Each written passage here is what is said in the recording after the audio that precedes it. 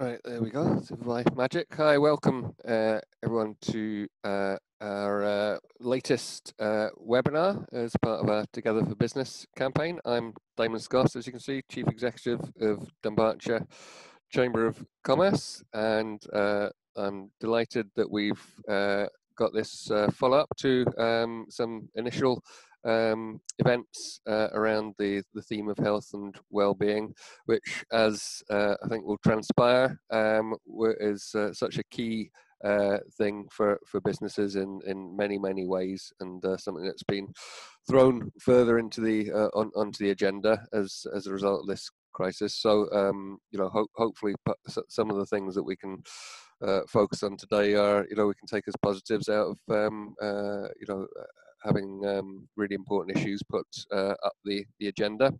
So before we start, I'll just set the scene for you. So on a practical perspective, we encourage everyone to use the chat function. So if you can find the chat on your toolbar, wherever that might be on your device, and you can put any questions in there or comments, and we'll deal with those at the end of the session after everyone's had their few minutes. So we've got four great individuals actually to speak on this subject, involved in different ways in health and well-being. And I'll introduce them as we go along, but we've got Teresa Robertson from HR background, Michael Byrne, who'll be speaking about mental health, Jan Condron, who runs a yoga and relaxation, and then Sharon from Colvan from Glenhead Engineering, who implements some really fantastic health and well-being practices at her workplace. So I don't want to take up too much time, so we'll deal with questions at the end, and we'll start with Teresa before sort of hearing from Michael, and then Jan and Sharon. So if I can pass over to you at this point, Teresa. Thank you. Thank you very much, Damon. I am just going to share my screen, so bear with me for 2 seconds.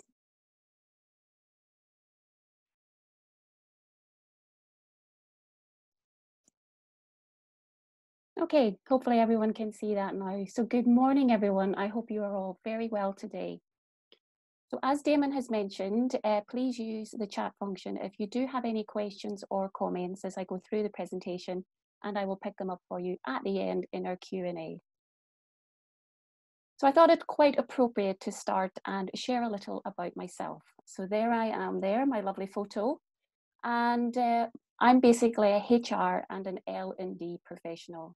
I'm passionate about people, and I've worked for a number of companies, both large and small, to support them with general HR inquiries, policies, procedures, training, culture change. There's a long list there.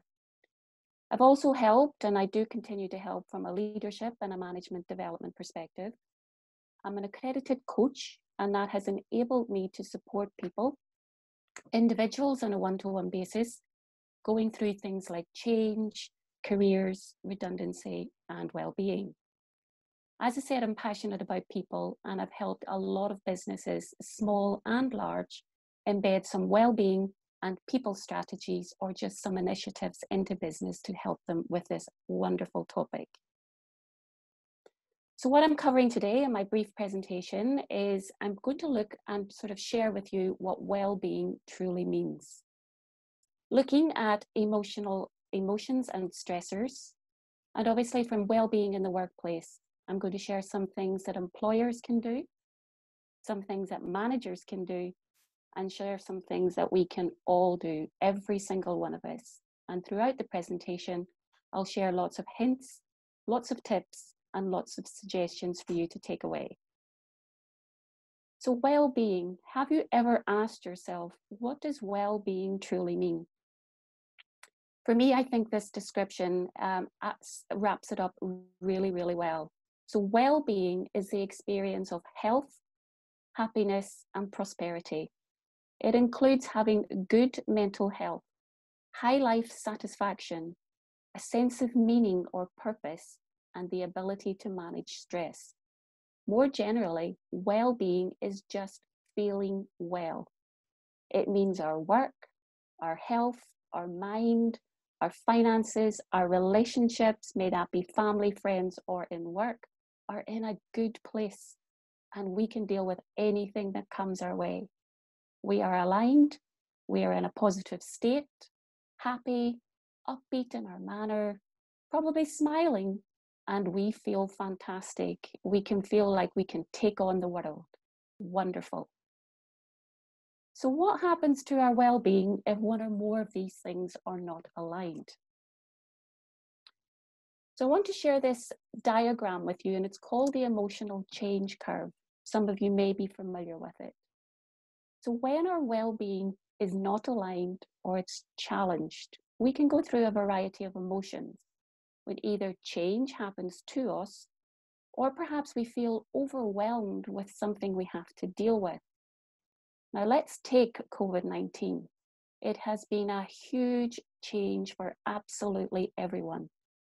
Our emotions have probably shifted, starting off in anxiety, moving to fear, to acceptance, and you know what? Back again and again. I know mine have. In work, we can sometimes feel overwhelmed with our workloads. So what happens? Our well-being changes. We can shift from that positive, happy person to perhaps being irritable, anxious, perhaps even quiet. It's a natural part of our emotions. So the change curve can give you assurance that what you are feeling is normal. It's part of who we are, but the key thing is working through it. So I'd encourage you to share how you are feeling, as talking to someone can help you through it. I'm a great believer, a problem shared is a problem halved. If you don't, things can build and cause serious stress, which will fundamentally impact our mental health. And Michael is going to talk a little bit more on this. So something else you may be familiar with, this is our stress bucket. And for me, I think this is a great way to help us understand our stressors. So on the right-hand side there, you will see a variety of stressors that can impact us daily, weekly, whenever it might be. It can be workload, money worries, conflict, and so on. So when we have one stressor in our bucket, we probably have a coping mechanism to manage it, and no one ever really knows that we're stressed. Great. We may be able to manage even a few stressors in our bucket quite naturally. However, when there are many stressors, or perhaps one stressor that is getting bigger and bigger, we have a cutoff point where we can't deal with it anymore. We can become introverted, emotional, irritable, not sleeping, not eating, and so on. Life and everything can become just that little bit harder to deal with. So like any bucket, even if it's a bucket of spade and sand, when you fill it up, fundamentally, it's going to overflow. So on the bucket, you'll see there a tap. And the tap is a way of saying you need to release some of that stress. So by managing your stressor, it will make a big difference. I know my tap release mechanism is exercise, particularly walking or hiking in the great outdoors. So ask yourself, what mechanism can you use to open up your tap and eliminate that stress? Is it exercise, a hobby, playing music, dancing, both? Reading, watching a movie that makes you laugh, or simply just taking some time out for you, or talking to someone and saying, you know what, I'm not okay. So in the workplace, these are some things that employers can do, no matter what size of an organization that you are, to support well-being. Once you're an employer and you do have some staff, you do have that duty of care to look after your staff, and that actually includes their well-being. So my suggestion, first and foremost, would be to embed a well-being strategy into your business to support everyone. And you know what? It doesn't need to cost a lot of money. A lot of them can be free initiatives.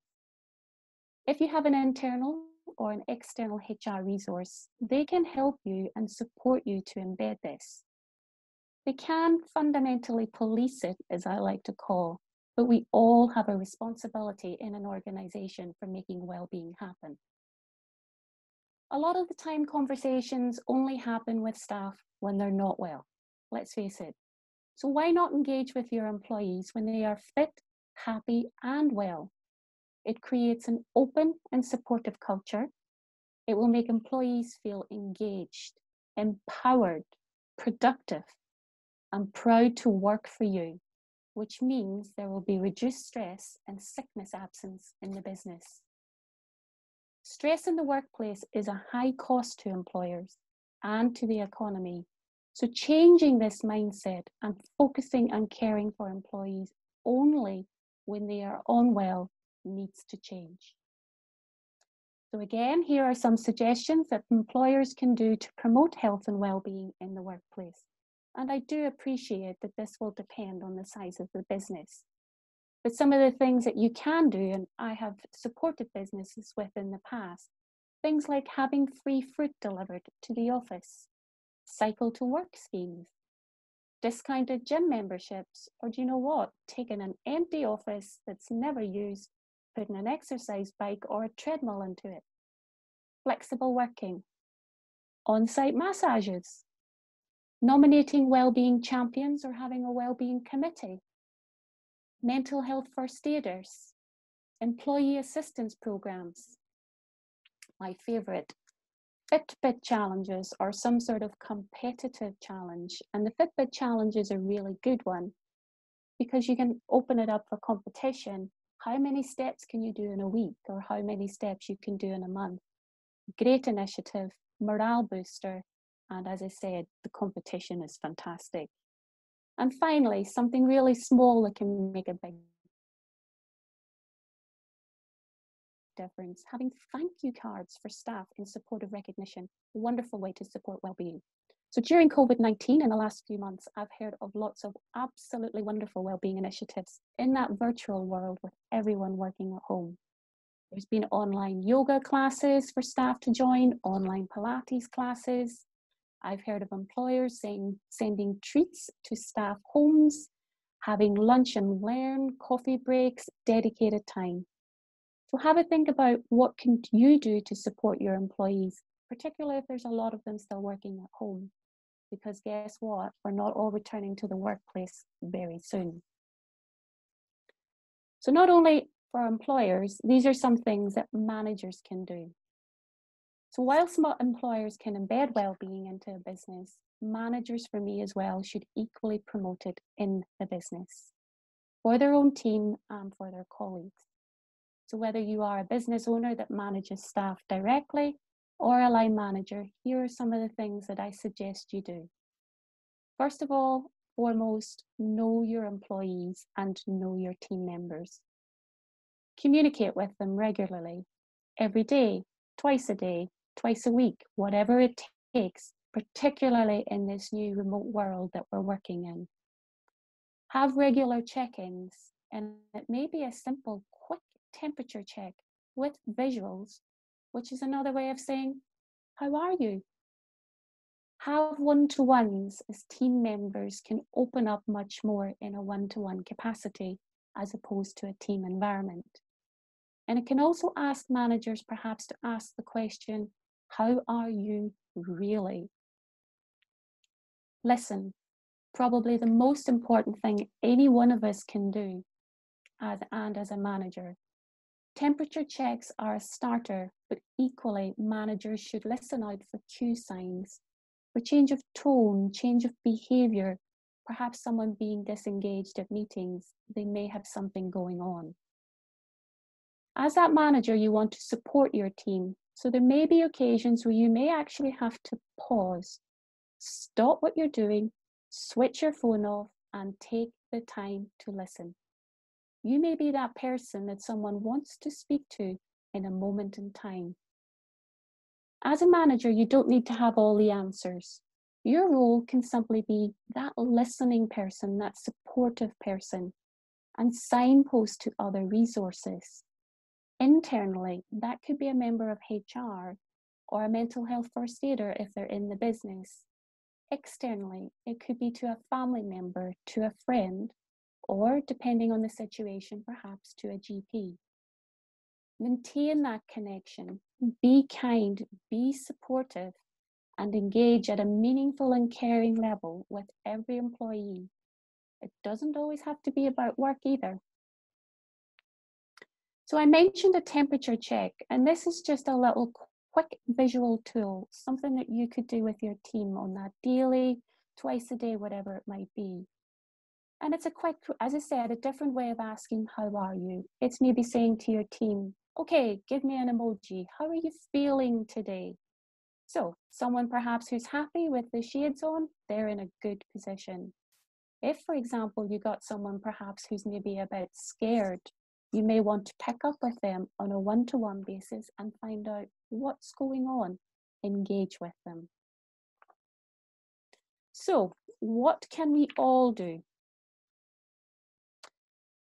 What can we, you, us, each one of us do to support our own well-being, whether we are an employee, a contractor, a sole trader, or a business owner?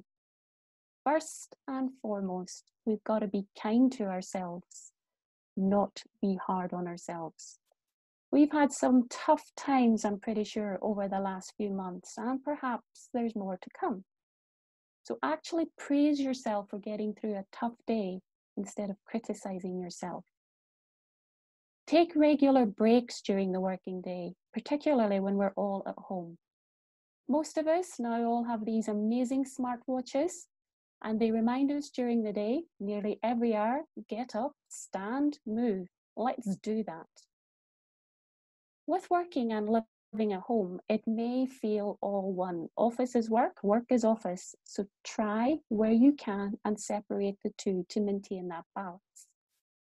I listened to a great podcast last week where there was a lady sharing that during COVID-19, her space for working at home is on the sofa in her living room. So to switch off from the working day, she taped a line down the middle of her living room. And the minute the working day was over, she stepped over that line, and that became her personal time. She felt she needed that mental shift. So that's maybe a little suggestion for us all to try. Some of us may also be working crazy hours, starting at 6 a.m. in the morning, preparing for work, then we're going to school, the kids, doing different things. But remember, there's only so long that we can do that for. So again, try and maintain a healthy work-life balance. Keep connecting and communicating with our work colleagues, with our families, with our friends. Remember, that's why we've got phones and we can use video calls now. And I know for me, they absolutely lift my spirits. Recognize your stressors, your stress signs, as already mentioned. And with the stress bucket, work out what those stress releasers are. Your stress releasers could be something that you enjoy, so why not do more of it? I know recently I have got into baking. Wouldn't say I'm the most amazing baker, but I love trying something new every single week, and it just absolutely switches me off. Or how about some mindfulness or meditation? I know there are lots of apps out there that can really relax our minds, but I think Jan may touch on that over the course of this morning. So finally, our physical health. We sometimes forget about our physical health. So these are the 6 key things that we should be focusing on. And if you are, wonderful. For others, there may be some gentle reminders. Sleep. Try and get into a routine. Believe it or not, it will help. Posture. There is no such thing as bad posture. It's getting up regularly, moving, stretching to adjust our posture. Remember our smartwatches? They remind us to move. Do it. I'm a fan of Pilates, have been for a number of years, and yoga. And I know how amazing it can be for our postures, for shoulder, for back pains. So I know Jan's going to cover a little bit on that, and I know a very good friend of mine is doing the Pilates for back pain and posture later today. Exercise. Try and get a daily preferred form of exercise. Again, all the things I've talked about, yoga, walking, online classes. And with the online classes, we can fit them into our day now much easier rather than having to go somewhere. Believe it or not, it will stimulate your mind. Nutrition, eat healthy, eat well. It's okay to have a little treat every now and then, but try not to bulk up on the junk food. Hydration, drink plenty of water. And finally, breathe. In times of anxiety, we forget to breathe. So stop, have 1 minute of focused breathing. It can completely relax the body and mind. So that brings me to the end of my presentation. So what I will do is pass back to Damon. Hi guys, thanks very much for that, Teresa. That's a really good insight into some of the. Probably can't hear me. Sorry, that was a really good insight into some of the areas we can look at as business people. So I think that feeds really nicely into the next two speakers, well, sort of three speakers with Sharon. So if I can bring Michael in at that point to talk a bit more about mental health in as in the current situation, how that might look in the new normal, as we like to say. Thanks, Michael. Thank you very much, Damon, and thank you very much for the invitation to be here today. And thank you, Teresa. That was fantastic. I wish you'd been around many years ago for that brilliant advice for me. A little bit of background about me and why I'm here today. So my name is Michael Byrne, and I'm the founder of an organisation called Lived Experience Trauma Support. And it's exactly what it is in the title. I have a fantastic relationship, if you want to call it that, with mental health and trauma within the workplace. And I've now built a business around that as a result. A couple of pointers that are maybe relevant to people is that I attended work when I was completely broken through mental health and had just experienced many traumatic events. And indeed, one example, my father was murdered when I was in my 20s on a Thursday evening, and I went to work on the Friday morning.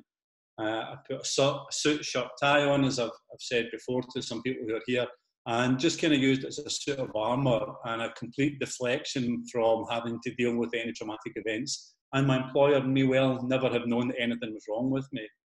Another prime example of that would be I'm a survivor of the Cluta disaster in 2013. And again, that was on a Friday evening. And on a Monday morning, I put my suit, shirt and tie on and went to work. And no one asked me if I needed any help. No one asked me, could they help me in any way or what assistance would I need? I was pretty much seen as a performer. By this point, I was a director for a housing association in Glasgow.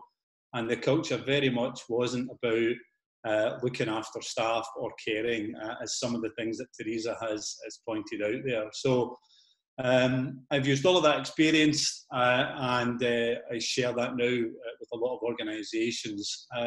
So that's just some context. Doesn't make me any better or worse than anyone else about what I advise. It's just my own personal experience. So the new normal, what will the new normal be? And I suppose that's why we're here today, is to try and figure out what it will be.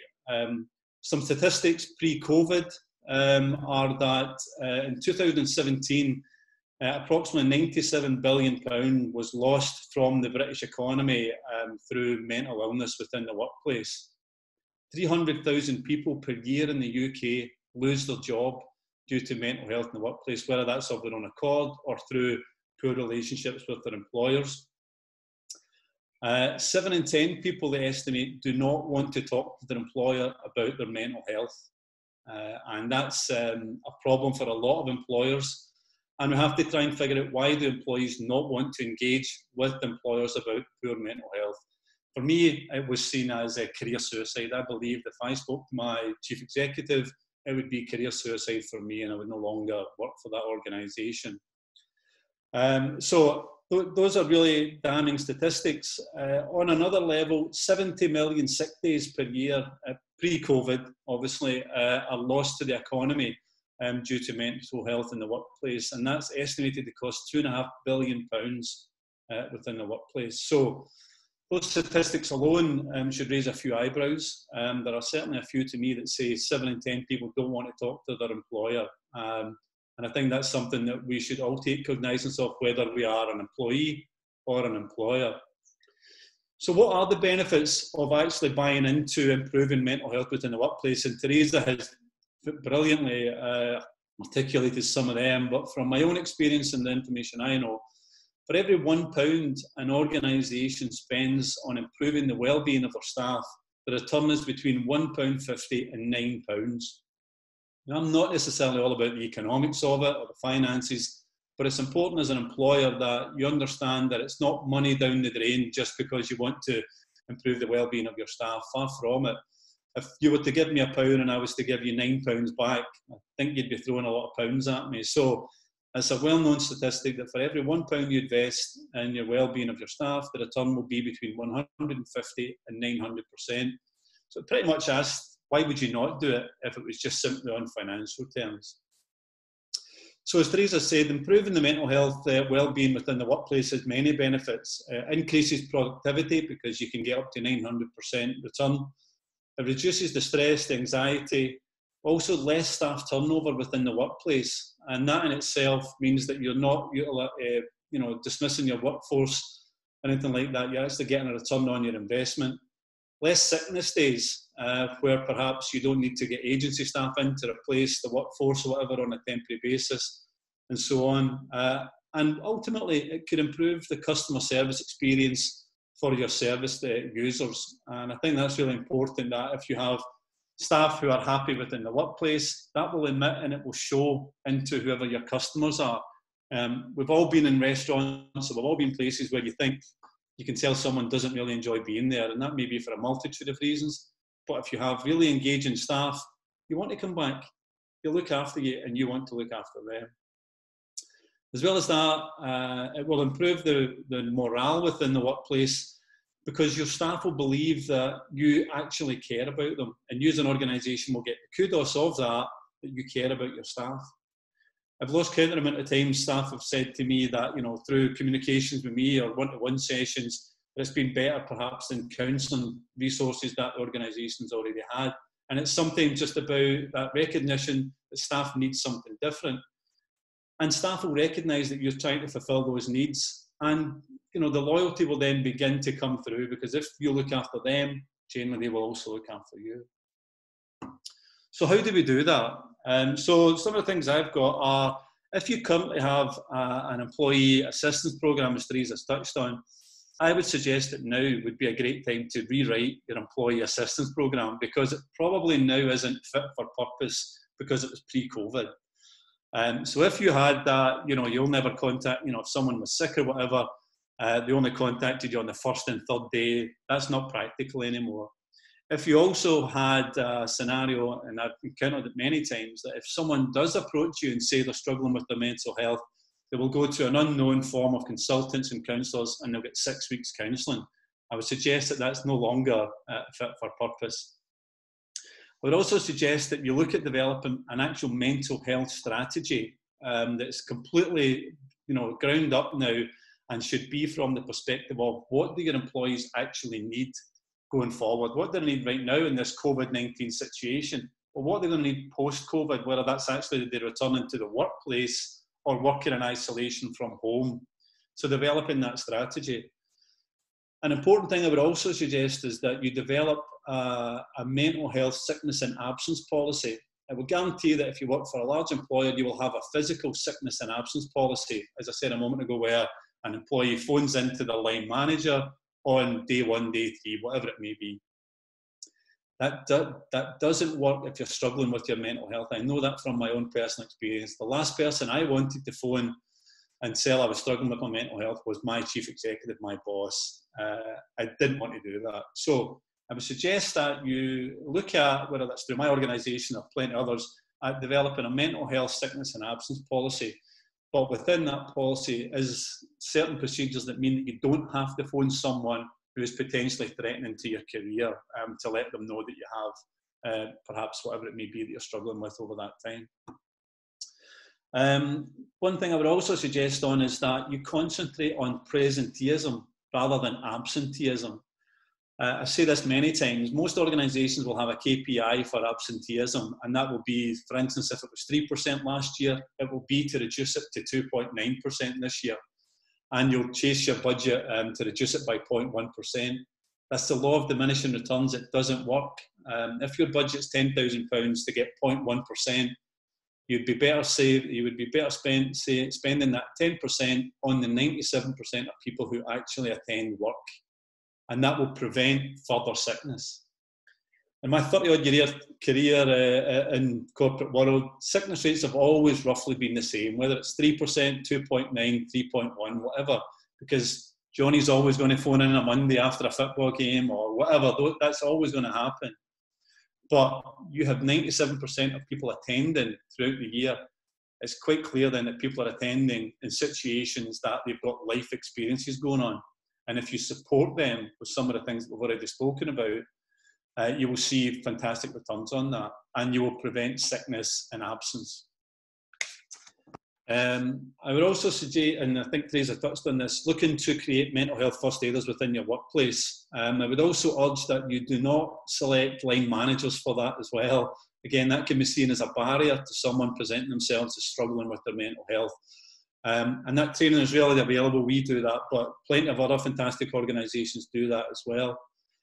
Offer mental health awareness training to staff, whether they be line managers or just in general. You will find, particularly at this time, more people are interested about mental health awareness because they themselves may be struggling, but also family members and relatives may be, and they want to help people in that respect. One important thing I would also suggest is that actually communicate with your team. Ask your team, if you're to be struggling with your mental health, how would you want us as an organisation to know about that? And what would you like us to do? Rather than having a one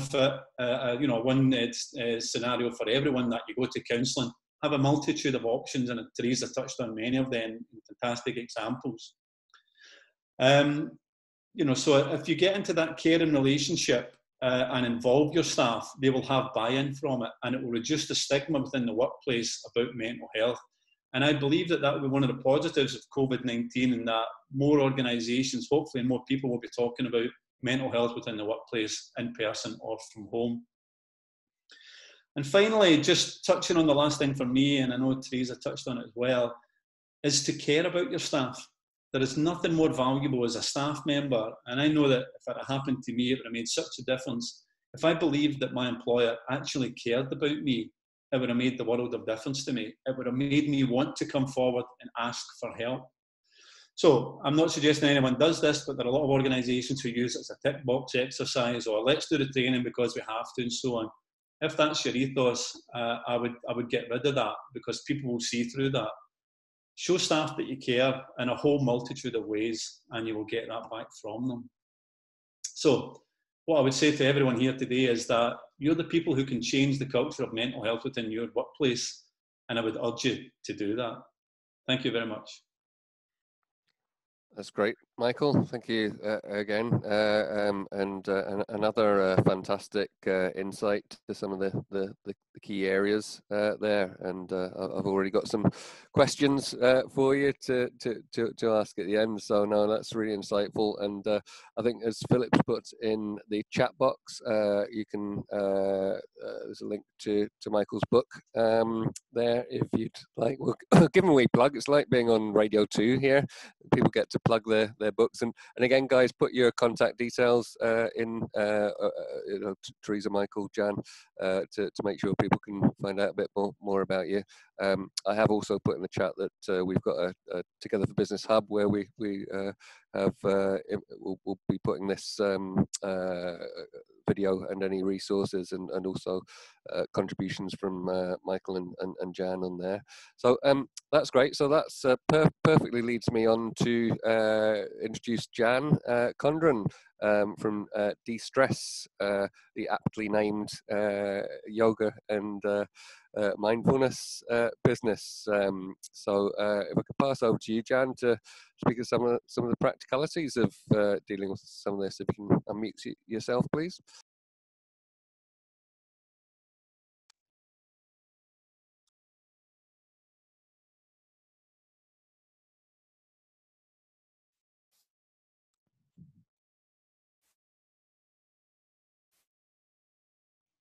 There we go.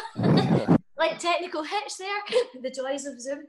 I'm Jan. I own and I work in a alternative therapy and yoga studio in Colvan, and we're here to discuss the new normal. Well, obviously, my new normal is completely different to what the old normal was, and I used to spend a minimum of 12 hours down at the studio doing treatments and teaching yoga, and now I've been at home now for, well, we're coming up, what, 10, 11 weeks now. I could see this thing starting to get worse with the COVID-19, and I started to think I'm going to have to do something, because if we are getting put into a lockdown, then what's going to happen? And obviously I can't do one-to-one treatment, so I knew I had to focus on something else. So thankfully I'm a qualified yoga instructor.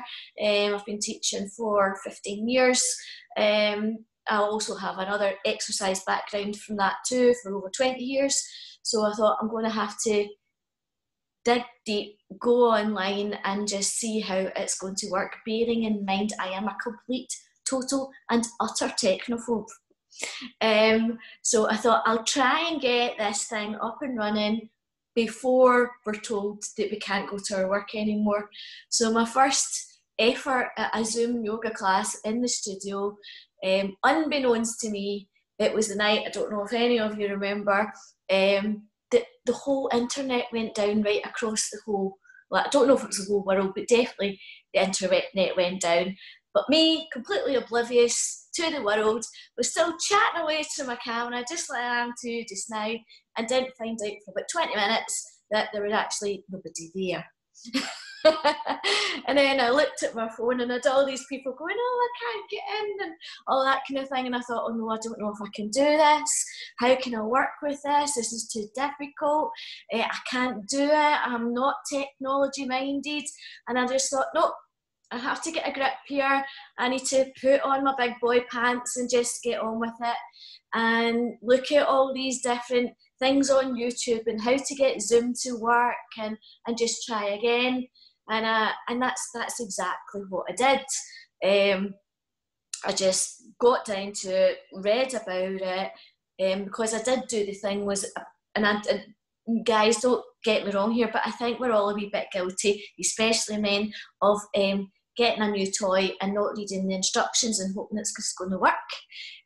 Unfortunately with Zoom, that doesn't actually happen, and you have to get to grips with it. I'm sure we've all got some stories to say about how our first shots on Zoom went. No sound, no picture, couldn't get everything together, couldn't understand how sometimes you could see all the people together and then sometimes there was just one big picture of somebody. So all that had to be sort of sorted out and fixed. And lo and behold, I now have a full timetable of classes, and they're actually busier on Zoom than what they were in the studio. I also felt I had to bring my staff together as well, because obviously we have to come together as a team and stay together as a team, because we do need to look forward as well to when we finally can get back to the studio. But as we are trying to do this new normal, so I had to get them together. Obviously we couldn't meet together, but I got them together via Zoom, which they didn't want to do, but eventually decided that they had to. I just kept encouraging them to the point that I get getting rebuttal saying, oh, my insurance company won't let me teach online. Really? Get in touch with your insurance company, because it's the way it's going to go. My insurance company, once I spoke to them, said, yes. Okay then. I don't want to teach beginners in case they harm themselves. That's up to you. That's your choice. But it's up to the individual that comes to the class whether they want to take the risk as well. So lo and behold, most people are having beginners in their class as well, because at the end of the day, you're still teaching. you can still see them. And as long as you say verbally, before you start a class or before you're going to do something, they're basically responsible for their own bodies. So they need to basically, if no non-harming, so they have to take that on board when they're attending a class. But what all of the instructors have found out, that the majority of people that are coming onto our yoga classes, they've never done yoga before. They've never even considered doing yoga before, but they are realising that with their well-being is their responsibility. And if they want to get through COVID-19, then they have to do something for themselves. So Teresa, like you've been saying, and Michael, like you've been saying, people are actually coming on board and realising that they are responsible for their own health and well-being. And I think, again, the fact that they're in the comfort of their own home and they've not got people looking at them and thinking, you're too heavy to do yoga, you're too unfit to do yoga, you don't know what you're doing. They don't feel embarrassed either, because there's nobody looking at them and knowing that they can't do or they haven't done. So they're actually more excited to try something new and embrace something new and realise that it's actually not as difficult as what they thought it was. So that's how I have brought my gang together, who are all self-employed, who are all on their own, and we're all embracing each other's capabilities and experience. So we all teach different things, and I do have a timetable, so if any of you do want to actually come on board and try a yoga class in the comfort of your own home, not worrying whether you're doing it right and whether it's going to be good for you, but just to have that wee try and to see whether you like it or not. Maybe once we come out of COVID-19 and we are able to get back to the new normal, that you might actually want to come and join the yoga class. Unfortunately, I don't know when we'll be able to get back to the shala. So for me, I think personally Zoom is going to be the way we do yoga for quite some time at the moment. So why would we want to be introducing yoga in the first place to the workplace and to people? Basically, it's estimated that 3 million people are taking long-term leave or they're unable to work due to back pain. It's the UK's leading cause of long-term sickness, and it's responsible for over 15 million days of sick leave a year.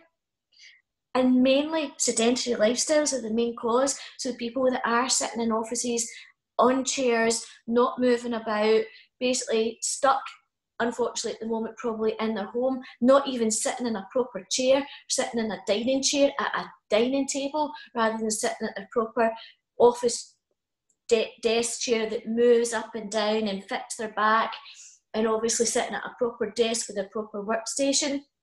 So a lot of people are actually starting to experience back pain, shoulder pain, neck pain. So the mobility of working with yoga can help to release that. 20% of workers suffer from stress-related illnesses each year, and it can cost as much as 14% of a business's annual profits. This is the time that we can sit down and address these issues and possibly make some changes in the workplace. I've now shown that it's actually possible for you to bring yoga to your workplace at a very, very minimal cost and have time for your staff to be able to do something that's going to contribute towards their wellness. It can be simple. It can be only for half an hour. They can actually do it at their desk. I can work on people's neck and shoulders just with their breath at their desk. They don't even need to leave their workstation if you say you don't actually have space. I think it was Teresa that mentioned that there may be an old office that people could go into and you could actually have a proper yoga class for your staff when they do return to work, but it's not necessary. You could even bring your staff together in a Zoom class at their own home, so they come together and they can also chat to each other as well before or after the yoga class, because as you can see, we can all come together, and it doesn't matter where in the world we are, but we can come together via Zoom or a messenger group or a WhatsApp group, and we can all come together. So we don't need to not be able to do this just because we're not in the normal and at our workplace, so we can bring it together. And why would you want to do that? Why would you want to bring yoga into the workplace? Well, the benefits of yoga are quite simple. It aids concentration, it can help relaxation, it can help balance, not just standing on one leg balance, but your work-life balance. It can aid that. It can encourage people to take a break from their work so they're more focused when they go back to it. Stability, flexibility, strength, mind boosting. It can clear your mind, and then possibly come into a meeting, they're actually more focused and they can listen and be less likely to doodle and actually listening to what is actually happening. It can aid them to switch off, from their strains, from their stresses, from their anxiety and from their problems. It increases wellness. It aids anxiety, depression, and help to relieve stress and tension in shoulders, hips, neck and back. Why wouldn't you want to do yoga? I just don't understand. Breathing helps. Desk work is not great, as we all know. Yoga at work for business owners, it doesn't need to cost you a lot of money, but it can bring you so much more value back from your staff and to you. They don't need to leave their desk, and you might find they actually enjoy it. You might actually enjoy it. It can be a way for you to come together with your staff if you actually join in and do it as well, and don't say that you're too busy. It's a way that people will start their practice, and I know people that actually have been introduced to yoga at work before lockdown and now have started to come to classes by themselves. It also encourages other people to join them and bring people together. And also, just as a little plug for myself, if you do want to try a little bit of yoga but in a different way, I'm doing a yoga nidra session this evening together with this group at 7 o'clock. And what yoga nidra does is it aids sleep. You may have been having problems with your sleep problem. All you need to do is just allow 20 minutes for yourself just to enjoy how yoga nidra, which is a deep relaxation, almost as close to sleep that you could possibly come, can aid your sleep this evening. And that's all I have to say. So thank you for listening to me, and thank you for bringing me into this little chat today. So thank you.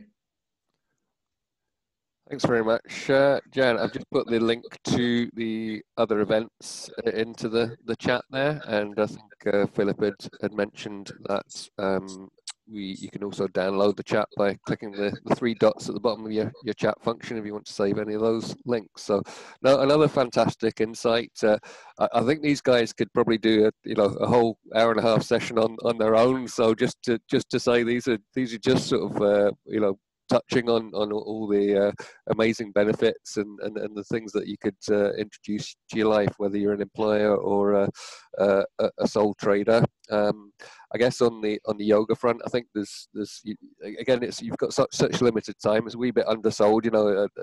Having participated, Jan provides you with the tools to go and do things yourself outside of the classes as well.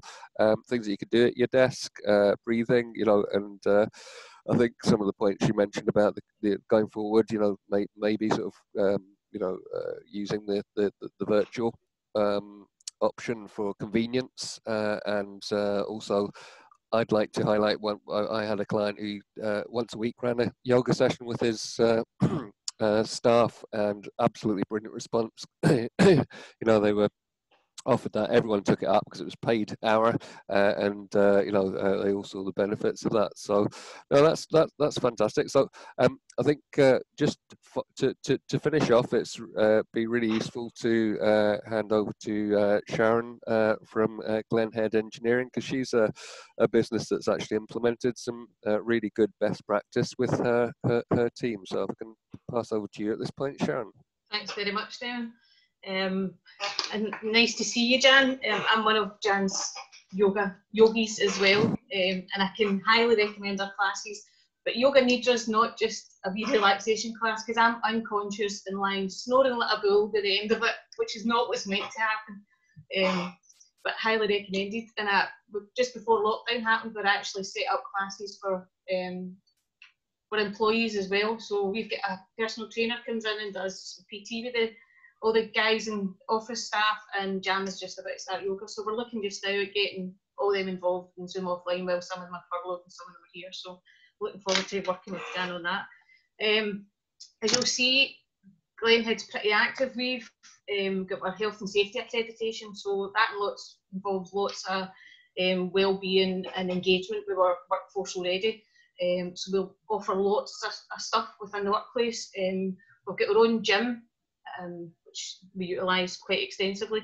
We have lots of team building days, family days. We do lots of fundraising.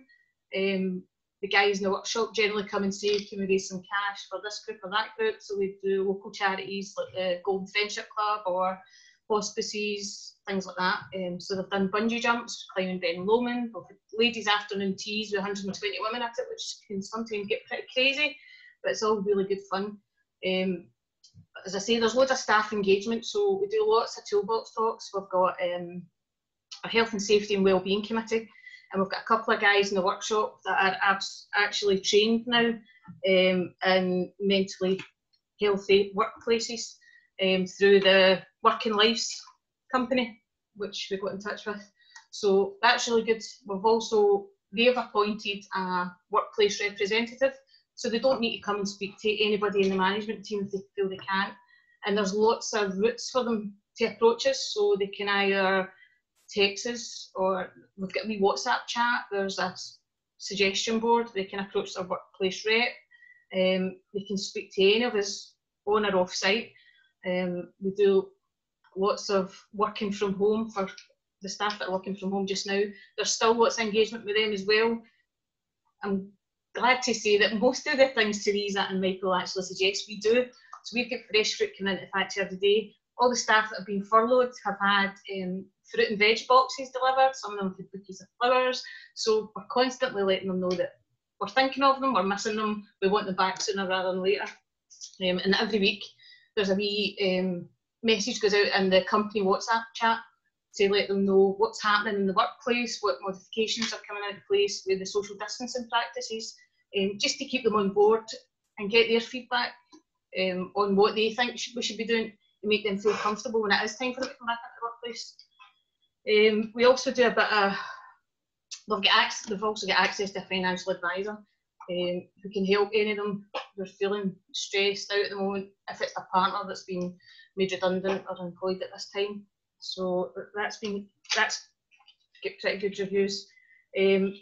As part of all this, we're working on a dynamic risk assessment. So all these things change on a daily basis, weekly, depending on what new legislation appears from the government or what best practices are or feedback from the employees. So at any point in time, we can decide, no, we're not doing it like this anymore. People want this to happen or that to happen. So don't know what else we're doing it. I think that's it. I think you've basically covered everything that we do at the moment. So, any questions? That's why we had you on board, Sharon, because it's good to show. It's all very well talking about these things, but it's always good to show businesses actually implementing them. I'm glad to see that the majority of the stuff we do has been in practice for a long time, and it's not as a result of COVID. We do look after our employees, and it's a really happy workforce. As Damon, you've seen them. It is very relaxed, and all the guys are happy, and they virtually have zero sickness in the factory, so which is great. Did you? I might have been me, but did you mention your gym? Yes. All right, good. We've got a gym. That was part of our wish list when we moved into the building. We said to the guys, "What would you like?" So it's canteen, gym, outdoor seating area. Fortunately enough, we had the space to do it, so we've done all that. And we've got a PT instructor comes in and does one-to-one with them, and then he does wee team building events, so wee boxercise. So there's great camaraderie and a wee bit of jealousy sometimes when somebody's a wee bit better at the weightlifting, especially if one of the girls go down and kick ass. So that'll be you then. Yeah. Not competitive at all, Damon. No, I know that. But no, that's really good, and I guess it leads us nicely on to the question and answer session, which I might kick off actually, because just you mentioned sickness there. Have you seen some of these? Have you sort of kept track of some of the other benefits of this really comprehensive sort of regime that you've got? Well, I've only had one person off sick in the past year. God. And it was down to knee replacement because the guy's in his late 60s. So I've still got staff still working for me who are 70 and 78. So that kind of tells a tale in itself. Fantastic, and really reiterates. The retention is really good. Right, just really hits home some of what the stats that Michael was talking about there in particular, and so no, that's fantastic. So, I was going to ask. There was another question I must ask before I forget. Michael, what obviously in this current situation and sort of looking forward, we have a lot of people in small teams or working on their own, or who are going to be working. When we talk about the new normal, things are going to change, and employers are already, or businesses are already talking about sort of maybe not going back, giving up leases on their offices and starting to have people working from home more. And as I said, we have a lot of sole traders. So what sort of advice can you give for them for some of the specific issues and stresses that they might have in terms of the way that they deal with the new normal? Sure, absolutely. I mean, I think it would be really easy under that new pretext to feel isolated and alone. But I think it's important to realise that you're not. There are loads of groups, there are loads of Facebook groups that you can actually reach out and connect with. You don't actually have to be there in person. And this is a prime example of it, Damon. So I think that post-COVID, this will still be a really useful technique for people to give support to each other.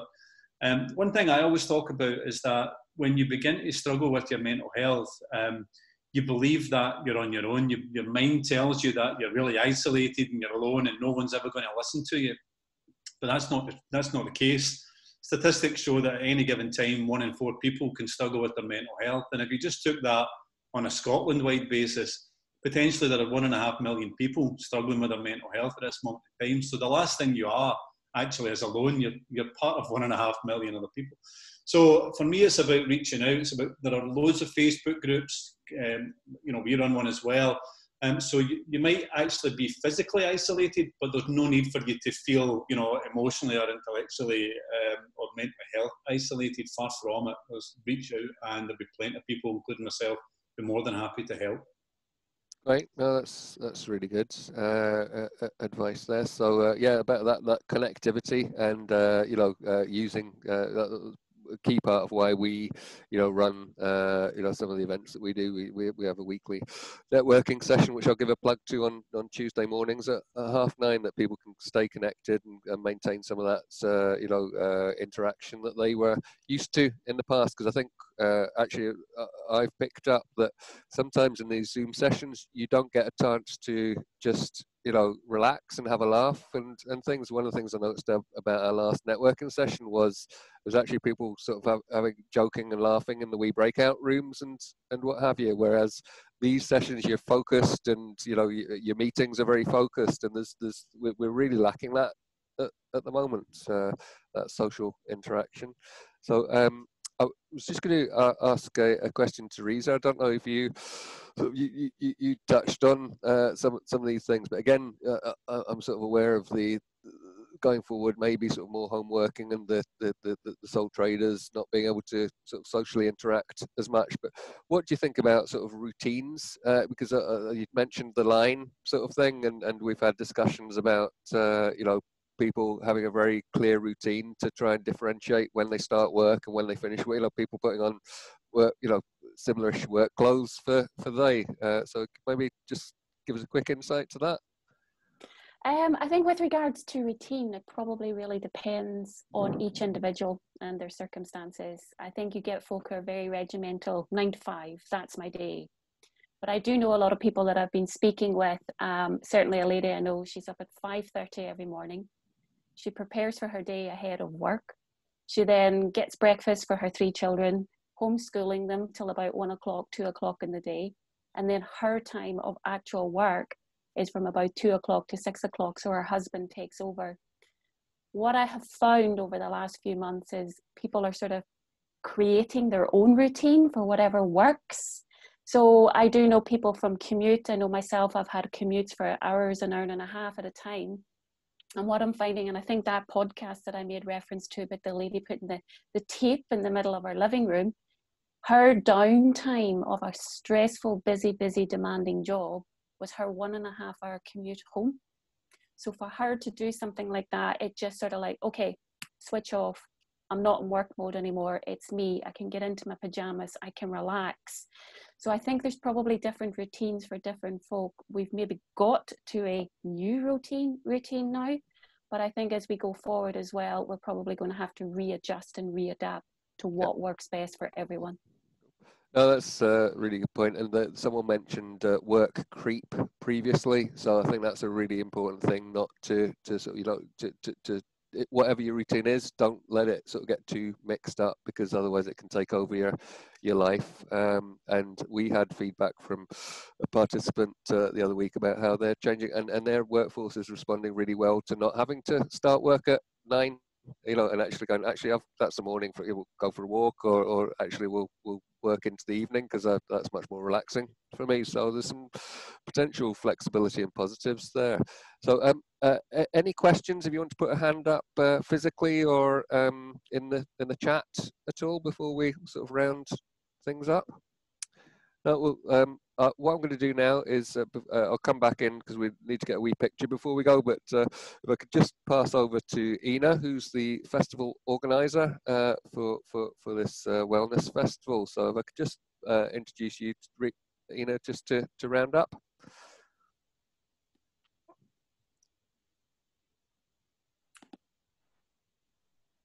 Hi, everyone.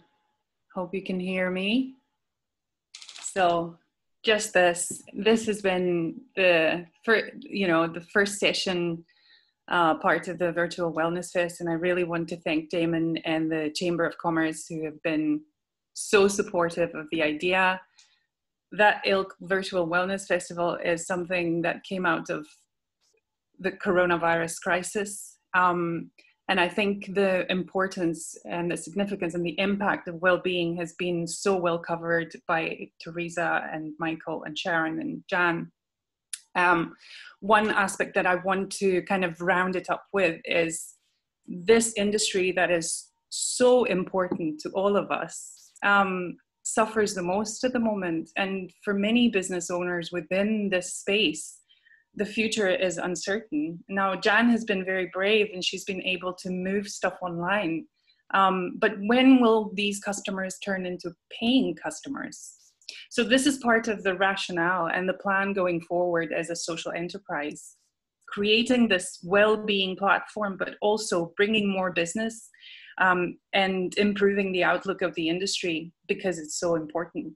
So thatilk.org, please go check the program, see if some sessions are sold out, some sessions are still available. It's today, tomorrow, and the day after tomorrow. I hope you come and enjoy and see that even if it's online, even if it's not the classic way, it can still have a good impact on your well-being. So thank you. Great, thank you, Ina, for that. And yeah, I'd just like to round up with everything everyone said. So I always make the point that if someone came to you with a bit of software that would improve your productivity, happiness, cut down your sick days, improve energy levels, all the things that people mentioned, you basically give them a blank check and ask how much do I pay for that. So trying to change the kind of approach to health and well-being and recognizing its huge benefits, it would definitely be a positive outcome of this crisis. So thank you all for coming and attending today. We will take a quick snapshot to share on social media, so if I can get everyone to sort of look like they're in a good place and give us a thumbs up. Philip will take a wee picture. 3, 2, 1. Okay. Brilliant, thank you so much. And yeah, I know we've gone over time a wee bit, but really valuable information. So thank you to everyone who's contributed and participated today. It was really amazing information that we got them. And thanks everyone for supporting. Just couple of things to plug. All our social media channels are on the chat, so please do support Together for Business. The more momentum we get for that, the better, to bring together the community.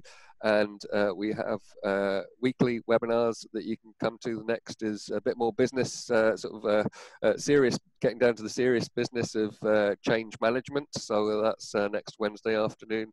I gave a plug to our networking session. Please do come along if you want to make new contacts, build new relationships, stay connected. That's Tuesday mornings at 9:30. That's really positive. As I said, we have breakout rooms, so it's got a wee bit of a that social element to it as well.